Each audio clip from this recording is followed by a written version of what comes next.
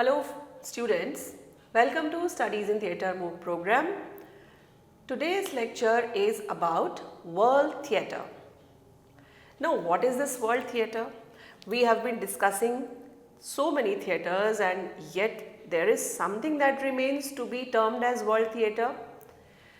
Well, I must give a disclaimer that this is not some kind of official statement that I am making, but I wanted to take you on a journey to different parts of the world to look at the theatre cultures and practices. So instead of calling them one by one with their separate names, I thought of presenting this under the representation of World Theatre. Indian theatre is also part of World Theatre, American theatre is also part of World Theatre, but we have some more countries to go and therefore we are here. So this is some kind of encompassing of the diverse array of theatrical traditions, performances and practices from cultures around the globe. It includes ancient rituals, storytelling traditions and modern experimental forms of theatre, contemporary theatre practices. So it is characterized by, this term is characterized by its rich cultural diversity. It reflects the unique perspective of values and artistic expressions of different societies and communities.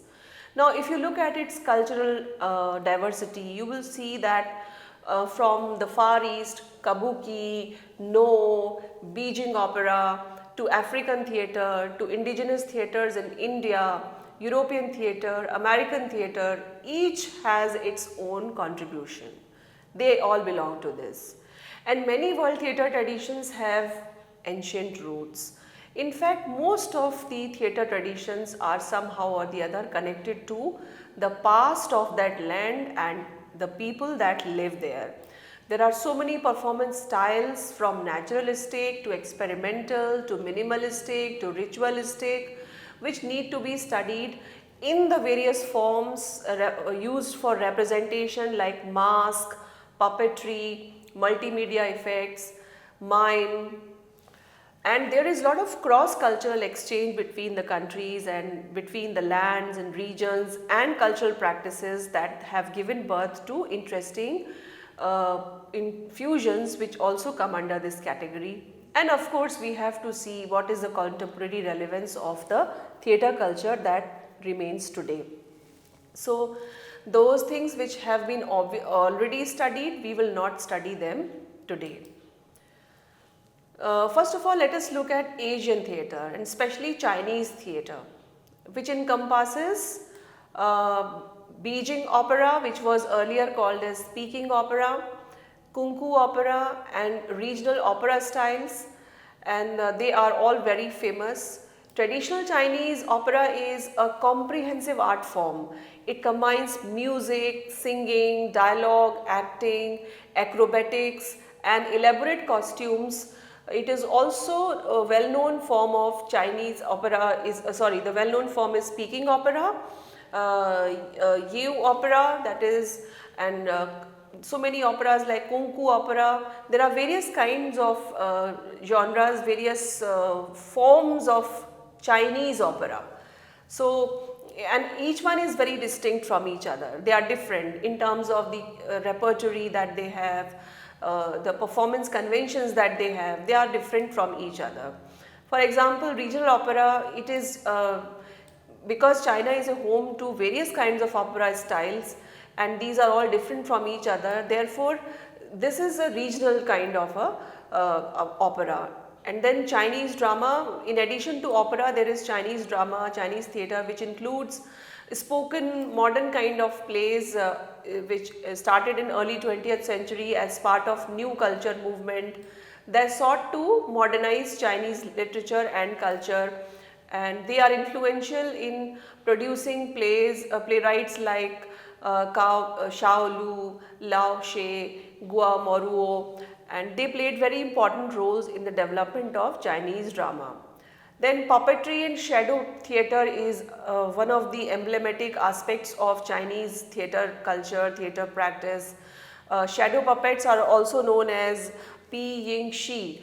They it involves manipulating intricately. There is a lot of cultural significance of these kinds of theatre practices in China.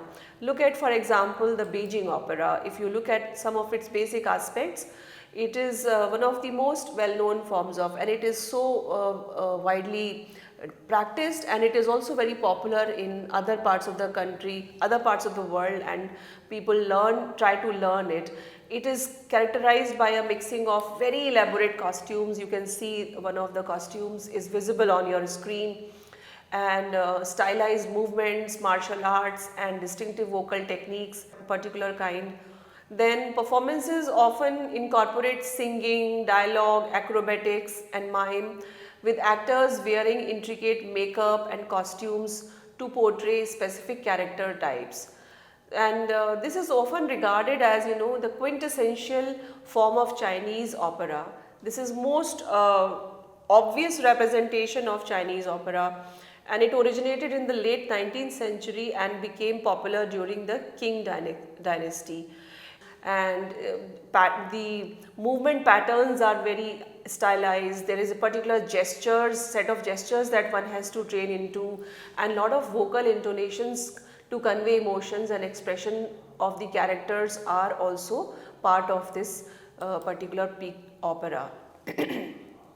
Then we have Kungfu opera, which originated in the Ming dynasty, and it is considered one of the oldest extant forms of Chinese opera, known for its poetic language, refined gestures, and it originated in Ming dynasty, which was the 14th to 17th century, and it is like the mother of all Chinese opera and has influenced various modern versions of it even today.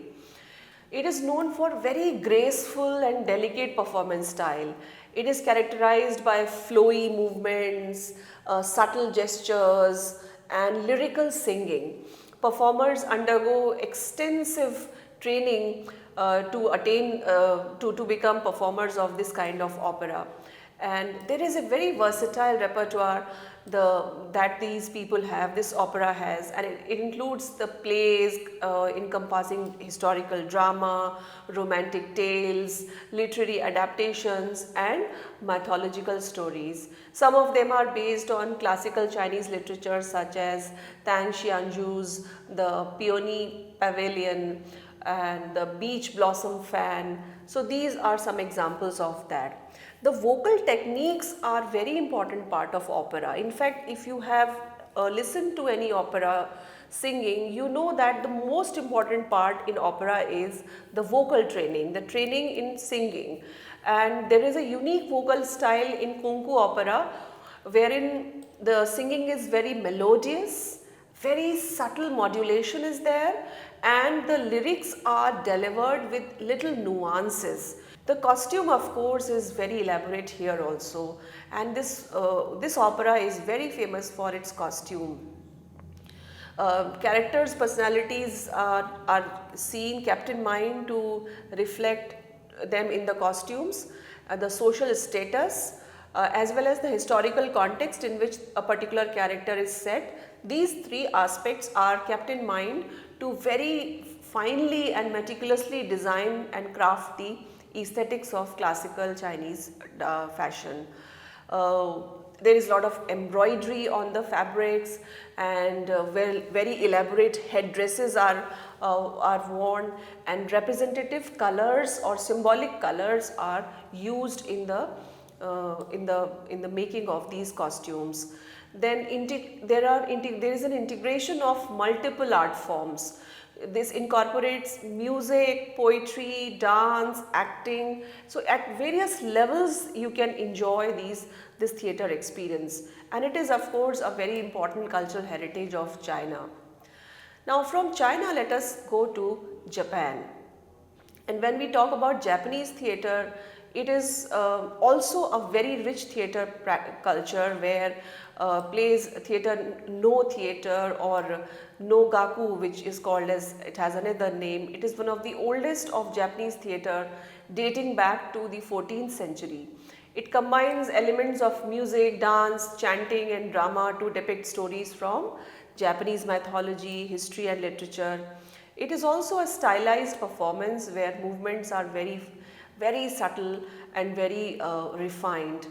The characters make gestures and very soft vocalizations to express their meanings and emotions. Similarly, there is kabuki theatre, which is again which originated in 17th century, and it is a very popular form of theatre which caters to the urban masses also, known for its vibrant costumes, etc. Then there is Bunraku puppet theatre, and then there is Kyogen theatre, which is a form of traditional Japanese comic theatre that is often performed as interludes during the No performances. Unlike the solemnity of No, Kyogen is characterized by its light-hearted humor, slapstick comedy and witty dialogues. Then of course there is modern theatre practice like all parts of the world. If you look closely into Kabuki theatre, this is an example for you to refer to. It was, as I already told you, founded in 17th century, and it is also kind of a dance drama. Contemporary adaptations are being done in it.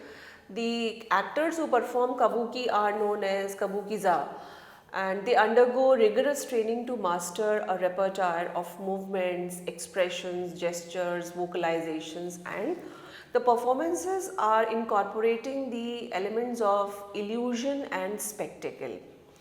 They combine dance, music, acting, everything, and there are the themes of these kinds, that is revenge, love, honor.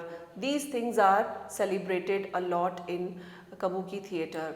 In addition to Kabuki theatre, there is, if you want to look at closely Kabuki theatre, the refined gestures are very important in Kabuki theatre, and it features such a wide range of diversity of repertoire that it is so popular even today. And the stage effects that are used in Kabuki theatre are very extravagant.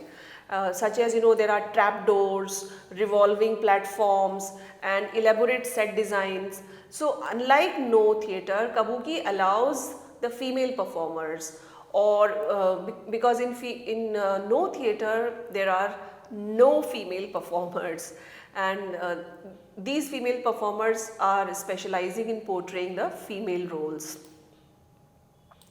So moving on to No theatre, for example, which is a beautiful performance culture. I have watched a No performance, so I can vouch for its fineness. I can vouch for the kind of certainty that it has, a certitude of defying the passage of time that this theatre tradition has. It is unbelievable. You need to watch it to understand what is it. It is known as No Gaku also in the old vocabulary, and it originated in 14th century. The basic elements need to be understood, that it has music, dance, drama and poetry, and it creates highly stylized and symbolic form of theatrical expression. The performance typically features a small ensemble of actors, including a main actor known as Shite, a secondary actor known as Waki, and a chorus, that is Jutai. So accompanied by musicians playing traditional Japanese instruments such as the flute, nokan, drums, kotsuzumi and otsuzumi, and stringed instruments such as the three-stringed lute or shamisen. The stories and themes that are visible in No plays are often drawn from Japanese mythology, history and Buddhist philosophy. Common subjects include supernatural beings such as ghosts and spirits, tragic heroes, moral dilemmas. These are very much there in Kabuki, in No theatre.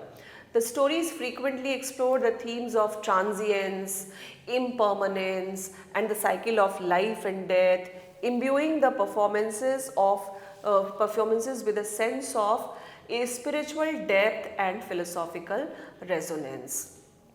Now, this is no theatre is a masked performance. A mask is worn in no theatre, and it is must for people to represent different characters with different kinds of masks, which includes gods, demons, and otherworldly entities. And they are carved from wood very carefully with subtle expressions on them, because the wearing of masks allows the actors to transcend into different kinds of expressions. It's, when you wear a mask, you become someone else. So it's not done like this, but what I'm trying to convey is the use of mask gives this shift into the different kinds of emotions, and it is very ritualistic, it's very symbolic. There is a lot of chanting and recitation in no theatre because it is characterized by these movements, and the utai, that is the chanting and recitation, is called as utai, which accompanies the movements and actions of the performers. The chanting is highly melodic and very rhythmic, serving both as the means of narration and as a form of musical expression. The performers undergo a lot of training for this. It's not easy to attain this kind of fineness and sophistry to perform no recitation. The stage design is minimal, yet there is a very particular kind of stage setting, stage design, because they are simple, they are unadorned, but there is a kind of framework. That framework has to be always followed. This sparseness of the stage design allows the audience to focus only on the performers, and that evokes a sense of timelessness, universality, because everything else on the stage is looked at as a distraction. And when the audience gets lost in the performers' antics, performers' action through voice, musicality, nuances, then it transforms them transports them into a very unique atmosphere, in a very timeless atmosphere, because no performance is very slow. It goes for a long time. It looks like it is going for a long time, but that slowness actually defies the sense of time. It takes us into a very different framework of mind.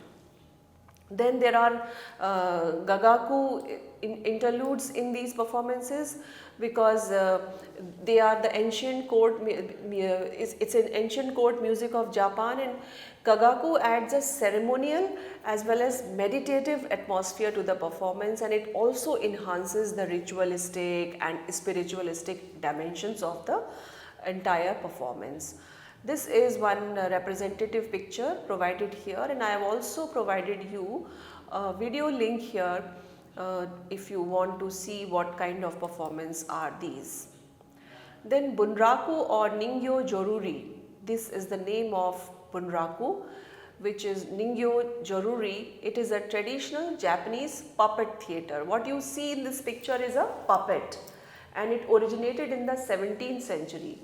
It combines puppetry, music, chanting, and storytelling to create an immersive atmosphere of performance. The most important aspect is the puppet, because it's with puppet, and puppet is handled in front of the audience. So, but it is a very intricately crafted puppet, and the puppet is called as Ningyo. They are manipulated by puppeteers who wear black clothes and who are visible on the stage. It's not that puppeteers are behind a curtain, behind a screen, as is there in some other puppets, like in India, Rajasthani puppets, the puppeteer is not visible. The puppets are half life size, it's like half the size of a human height. So they are quite big puppets, and there are at least one big puppet requires more than one person to play So there is a coordination that is required to be done between the three puppeteers, and this is the real art. This makes it very fascinating. The their coordination brings life to the puppet, and therefore it has to be very precise, otherwise it can look distorted.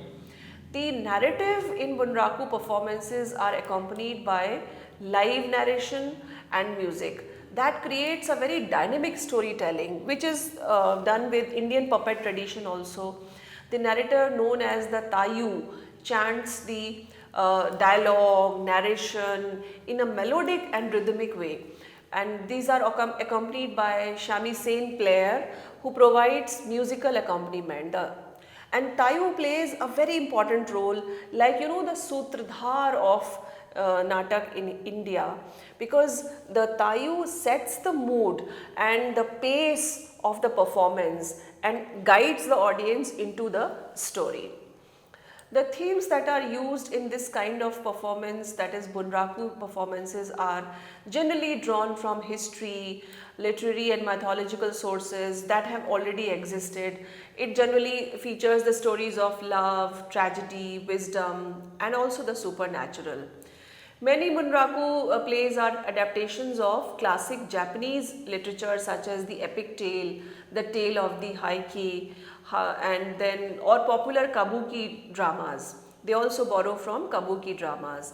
These themes explore on Japanese culture, they explore Japanese culture, Japanese society, the concept of spirituality, and therefore these are generally very intense plays, very intense puppet plays. They are not just where you can just focus on puppet and feel that only puppetry is the element in this play. No, it's not just that. Along with puppetry, it's the storytelling, it's the message in the story, as heavy as spirituality and love and revenge. All these things are important.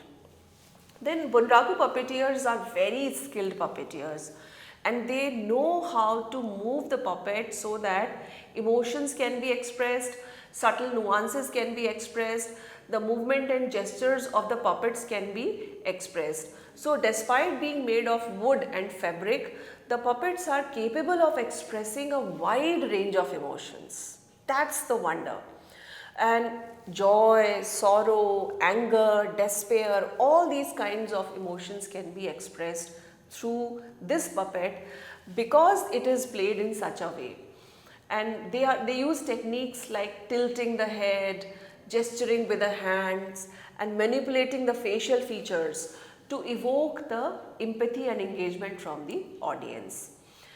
Costumes are very crucial in puppetry because there is an elaborate costume that the the puppet has to be given, and the set designing is also important. It cannot be done anywhere and everywhere.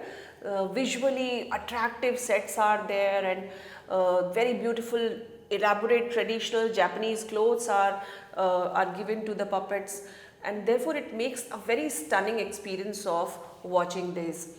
And the clothes are as intricately sewn and stitched as they are for human beings.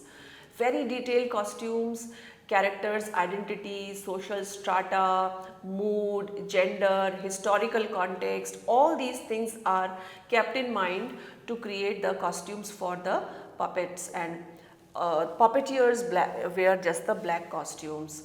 The properties and lighting effect are also used in this props and lighting effects, because it's not just one thing that is puppet, but it is a complete entertainment, complete theatre experience when you watch Bunraku theatre. Now, in addition to this, there is another country that I would like to touch, and that is Philippines theatre. Because in Philippines, it is just to give you the example of, or a representation of the Southeast Asian region. Of course, it is not possible for us to bring in all the kinds of, all cultures, all countries here, but give you some direction that you can go here also in order to understand things on your own.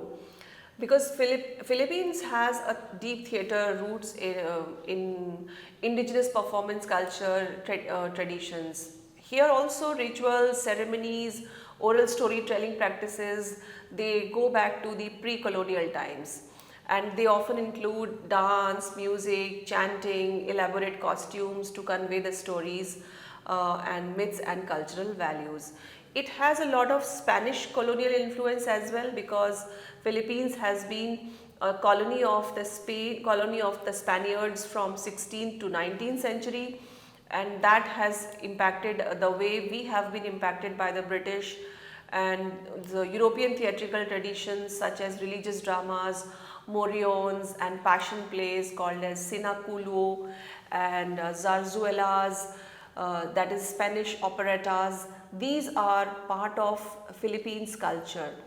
These, and they have been blended with the indigenous traditions of Philippines, and it is a very unique kind of hybrid performance that is reflected in the syncretism of Filipino culture. So you can Google a lot of pictures and a lot of interesting videos that tell you how rich this culture is. Then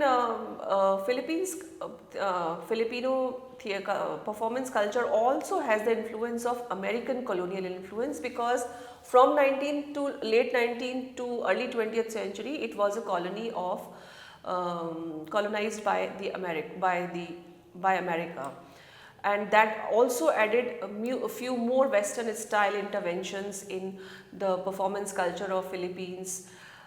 These include proscenium theatres, modern playwriting techniques, and American musical theatre influence.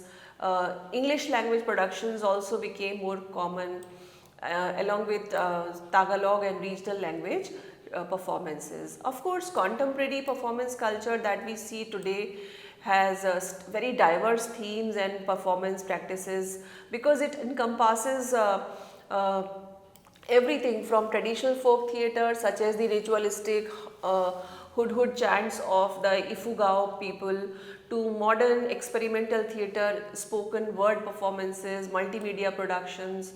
And the playwrights are also exploring wide range of topics like social issues, political satire, identity, politics and cultural heritage to write their plays on.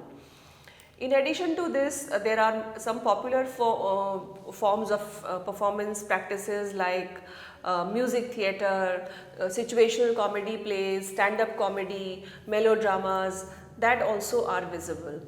Community-based theatre initiatives are visible in Philippine theatre practices, because they provide platform to grassroots artists and activists, marginalized communities, to express themselves, raise awareness and create voices for social issues and to conserve the cultural practices. And so community theatre is also an important paradigm in Filipino cultural practice. In addition to this, for education and training purposes also, so a lot of schools and courses are available in Philippines for undertaking the theatre training and theatre courses. So this is about Philippines, and now let us go to Italy. Who doesn't know about Italian opera? Italy is known for its opera, and these originated in Florence during the 1500s. These operas 1500 they originated, and then they went on to become more and more organized, institutionalized in this entire 16th century, with people like Jacopo Peri's Daphne and Claudio Monteverdi's La Orfeo. These works sought to revive the musical and dramatic traditions of ancient Greek drama, combining them with solo singing, recitative, a form of sung speech, and ensemble numbers, instrumental accompaniments. So when you look at various kinds of aspects, you need to think of the Greek drama. It combines the Greek drama tradition with madrigals or carpella singing. And two main styles of singing are recitative, which is something spoken and used for advancing the plot. So you speak as if you are singing. And then aria. a formal solo piece showcasing the singer's vocal prowess. And these operas are known for very dramatic style and emotional depth, and lot of operas have been written and performed. For example, there is a bel canto tradition, which means beautiful singing, which reached its peak in 19th century. Then you have opera seria and opera buffa. Italian opera is traditionally divided into two main genres. Opera seria means serious opera, that is something which is serious, and then opera buffa, which buffoons or which creates comic effect. So that is two kinds of. Then opera seria during the Baroque and classical periods focused on serious topics, whereas opera buffa featured on light-hearted topics because it is for comedy. Then there are a lot of famous composers. If I start, I will need a lot of time, but I can just give you a few names like, um, please cut this out. Includes famous works. Some of the famous works of Italian opera includes works of Puccini and Verdi. Puccini's operas like La Boheme and Madama Butterfly, then Verdi's opera Aida and La Traviata. These are famous texts, and of course there are so many texts that we need to study a lot about Italian opera in order to have some basic information and to be able to speak at very peripheral level about Italian opera. It's a very rich field of knowledge. Operas are very popular even today in Italy and beyond, and they are performed all over the world. Italy has taken this wherever it has gone for colonial purposes, and of course as a cultural identity of Italy, opera is celebrated everywhere. So this is all that I have to, I can add some information about the structure of an opera to facilitate your understanding, because Italian opera follows a standardized structure, typically consisting of recitative passages which advance the plot through sung dialogue, and then aria, that is solo songs expressing emotions and reflections. Then there is ensemble numbers like duets, trios, choruses, these also come and go. Then there are occasional instrument interludes like overtures, and then there is libretto or text of an opera is usually written in the Italian. So these are some words that you need to keep in your mind in order to familiarize yourself with the idea of opera, Italian opera. And regardless of composer's nationality, so this is about opera, Italian opera, and I've also provided a YouTube link here. If you want, you can watch it. This is a picture that shows you the performance of opera for some kind of visual reference to help you.